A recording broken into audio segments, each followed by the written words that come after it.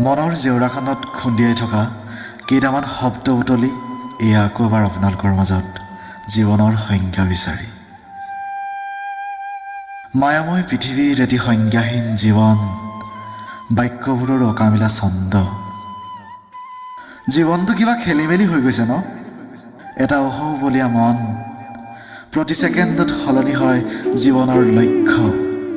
কেতিয়াবা ডক্তৰ, কেতিয়াবা ইঞ্জিনিয়াৰ, কেতিয়াবা আকৌ নিজকে ছলমান খান যেন লাগে, আৰু কেতিয়াবা হৈ পৰোঁ জুবিনদাৰ চূড়ান্ত প্ৰেমিক।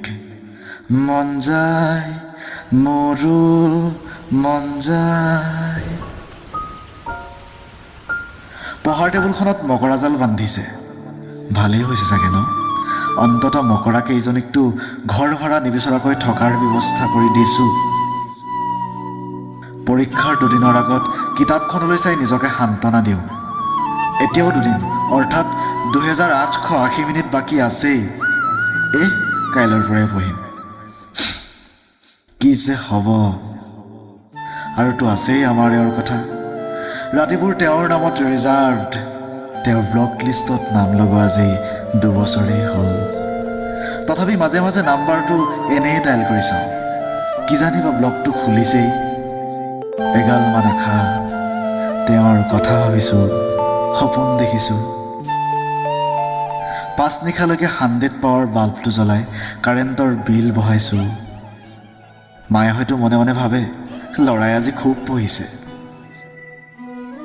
পিছে ঘৰত পইচা খুজিবলৈ বেয়া লাগে আজিকালি।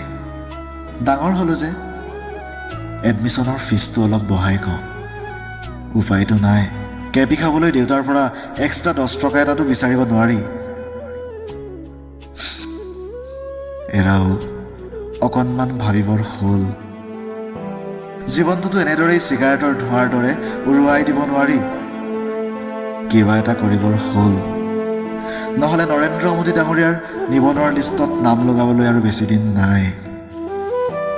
ছেমিষ্টাৰৰ বেগকেইখনৰ কথা মনত পৰিলে চকুৰ আগত ভাহে দেউতাৰ চিৰিলকৈ ফটা গুৰুহা কেইটালৈ। আধা ফটা চোলাটো আৰু কিমান দিন পিন্ধিবা দেউতা? মোৰ এডমিশ্যনৰ ফিজ দিবলগীয়া হোৱাৰ বাবেই মাৰ টেবলেট কেইটাও অনা নহ'ল। ইফালে নৰিয়াত পৰি আইতাৰ কাতৰ কণ্ঠেৰে ভগৱানক অনুৰোধ, কেতিয়া নিব ভগৱান? কি কৰিম, কি নকৰিম?